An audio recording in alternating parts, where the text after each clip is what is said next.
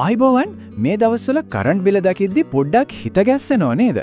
දවසින් දවස වැඩි වෙන මේ බිල පාලනය කරගන්න එක හරිම අමාරුයි වගේ දැනෙනවා. හැබැයි මේ අභියෝගයට නියමිතම මුහුණ දීපු කෙනෙක්ගෙන් අපිට ඉගෙන ගන්න පුරුවන් පාඩම් ටිකක් තියෙනවා. හරි එහෙනම් අපි කෙලින්ම කතාවට ගහිමු.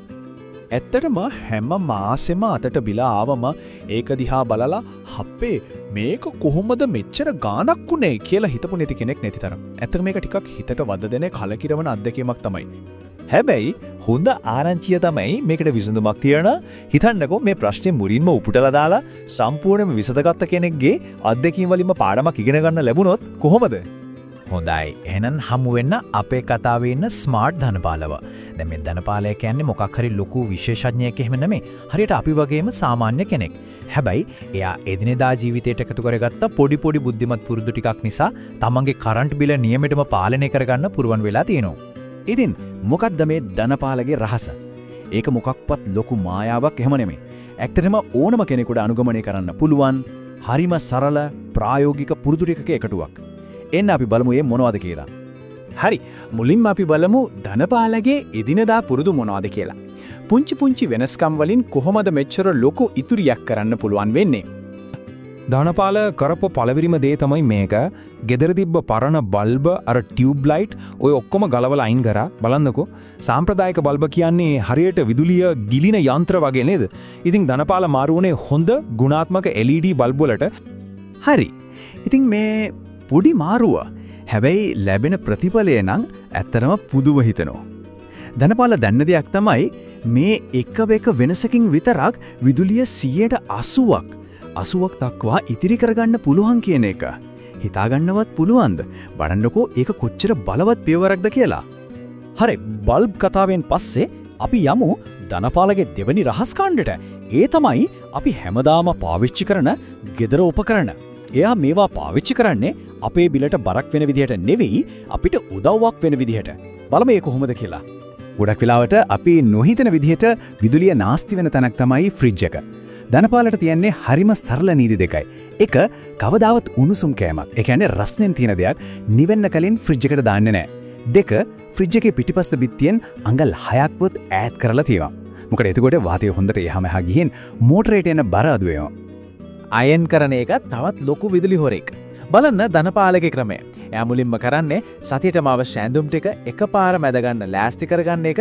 ඊට පස්සේ සිල්ක් වඩේ අඩු රස්නකින් මදින්න පුළුවන් ඇඳුම් වලින් වැඩේ පටන් ගන්නවා. අන්තිම ටික තමයි නියමම. වැඩේ ඉවර වෙලා අයන් එක ඕෆ් කරාක පස්සෙත් අර ඉතුරු වෙලා තියෙන රස්නෙන් ලේන්සුවක් වගේ පොඩි දෙයක් මැදගන්න යාමතක් කරන්නේ නැහැ. අන්න ඒකට තමයි කියන්නේ නියම කාර්යක්ෂමතාවය කියලා. හරි. දැන් මේක නම් ගොඩාක් දෙනෙක් නොදන්න රහසක්. ඒ තමයි ෆැන්ටම් ලෝඩ්. එහෙමත් නැත්නම් අපි කියමු සැඟවුණු විදුලි හොරා කියලා. පොඩ්ඩක් හිතන්න. ටීවී එක රිමෝට් එකෙන් ඕෆ් කරාට ෆෝන් චාර්ජර් එක ප්ලග් එකේම ගහලා තිබ්බට අර පොඩි ස්ටෑන්ඩ් බයි ලයිට් එක පත්තු වෙලා තියෙන්නත් විදුලිය ටිකක් යනවා නේද? ඔය පොඩි ගාන මාසයක් පුරාම එකතු වුණාම ලොකු ගාණක් වෙලවා. ධනපාල නම් මේ හොරාට ඉඩ තියන්නේ නැහැ. එයා වැඩක් නැති හැම වෙලාවෙම ප්ලග් එකෙන්ම ගලවලා දානවා. මේවා තමයි එදිනෙදා ජීවිතයට එකතු කරගත්ත පුංචි ඒත් හරිම බලවත් පුරුදු. බලමු මේ පුංචි පුරුදු වලින් කොහොමද ලොකු වෙනසක් වෙන්නේ කියලා.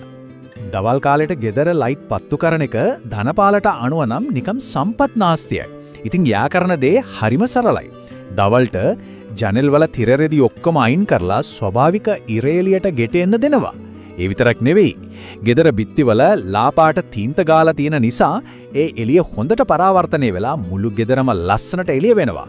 හරිම ස්මාර්ට් අදහසක් නේද?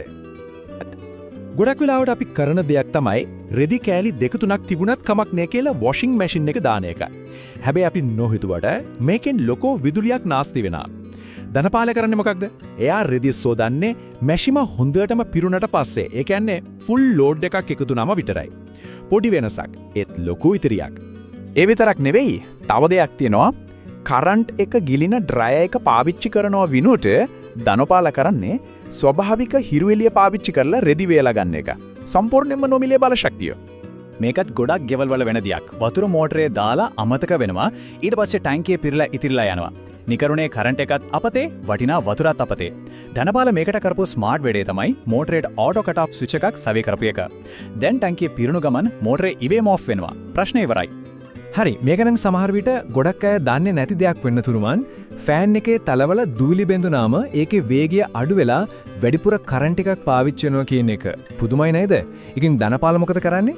මාසෙකට සැරයක්වත් ගෙදර තියෙන හැම ෆෑන් එකකම තල ටික හොඳට පිරිසුදු කරනවා. ඒ හිතන්නකෝ පිරිසිදු ෆෑන් එකකින් අඩු වේගයකින් වුණත් හොඳ සුළං පාරක් ගන්න පුළුවන්. ඒ කියන්නේ කෙලින්ම විදුලිය ඉතිරි වෙනවා කියන එක තමයි. හරි අපි මෙච්චර වෙලා කතා කළේ අපේ පුරුදු ගැන. හැබැයි සමහර වෙලාවට ප්‍රශ්නේ තියෙන්නේ අපි ඇහැට පේන්නේවත් නැති තැනක නම් බිත්තිය ඇතුලේ සැඟවිලා තියෙන දෙයක් නම් විශේෂයෙන්ම ගෙදර හදලා අවුරුදු 10කට වඩා පරණ නම් මේ කියන ගැටලුව ඇති වෙන්න තියෙන ඉඩකඩ ගොඩක් වැඩි. මෙතනදී ධනපාල දින වැදගත්ම උපදේශ තමයි මේක. ගෙදර අවුරුදු 10කට වඩා පරණ නම් අනිවාර්යෙන්ම හොම්බ පළපුරුදු බාස් කෙනෙක් ගෙන්නලා මුළු වයරින් සිස්ටම් එකම චෙක් කරව ගන්න. මොකද අපිට නොදැනී වයර් වලින් විදුලිය ලීක් වෙනවා නම් ඒකත් බිල වැඩි වෙන්න ලොකු හේතුවක්. හරි. දැන් අපි එන්නේ ධනපාලගේ සැලැස්මේ වැදගත්ම ඒ වගේම ලොකුම පියවරට. මේක තමයි හැමදාටම තියෙන විසඳුම. මේක තමයි ධනපාලගේ ගමනේ තීරණාත්මකම ඒ වගේම සාර්ථකම පිරවර වෙන්නේ. ධනපාල හිතුවා හැම මාසෙම විදුලි බෝඩ් එකට සල්ලි ගෙවනවා වෙනුවට ඒ සල්ලි එකතු කරලා Tamanගේම බලශක්ති ප්‍රභවයකට ආයෝජනය කරන්න ඕනේ කියලා. ඉතින් බිලට යන මුදල ටික ටික එකතු කරලා එයා ගෙදරට පොඩි සෝලර් සිස්ටම් එකක් සවි කරගත්තා. අන්න ඒ ආයෝජනයේ අවසාන ප්‍රතිඵලය තමයි මේ විදුලි බිල බිඳුවයි. ඔව් මුලින් පොඩි වියදමක් යනවා තමයි. හැබැයි අවුරුදු කීපයක් යද්දි ඒ වියදම සම්පූර්ණයෙන්ම පිය වෙනවා. ඊට පස්සේ කරන්ට් බිල කියන එකක් නැහැ. හරි දැන් ධනපාලගෙන් ඉගෙනගත්ත දේවල් ක්‍රියාවට නංවන්න කාලයයි. ඉතින් අන්තිමට තේරුම් ගන්න ඕන දේ තමයි මේක. විදුලි ගාස්තු ඉහළ යන එක සමහර වෙලාවට අපේ පාලනයෙන් පිට දෙයක් වෙන්න පුළුවන්. හැබැයි ඒ වියදම කළමනාකරණය කරගන්න එක සම්පූර්ණයෙන්ම තියන්නේ අපේ අතේ. ධනපාල වගේ පොඩ්ඩක් බුද්ධිමත් වෙ යුතුවොත් මේක එච්චර ලොකු බරක් නෙවෙයි. ඉතින් මේ කියපු දේවල් වලින් දැනටමත් ක්‍රියාත්මක කරන දේවල් මොනවද කියලා පොඩ්ඩක් හිතන්න. එහෙමත් නැත්නම් විදුලිය ඉතිරි කරන්න මීටත් වඩා හොඳ බුද්ධිමත් ක්‍රමවේද තියෙනවද? ඒ ගැනත් හිතලා බලන්න.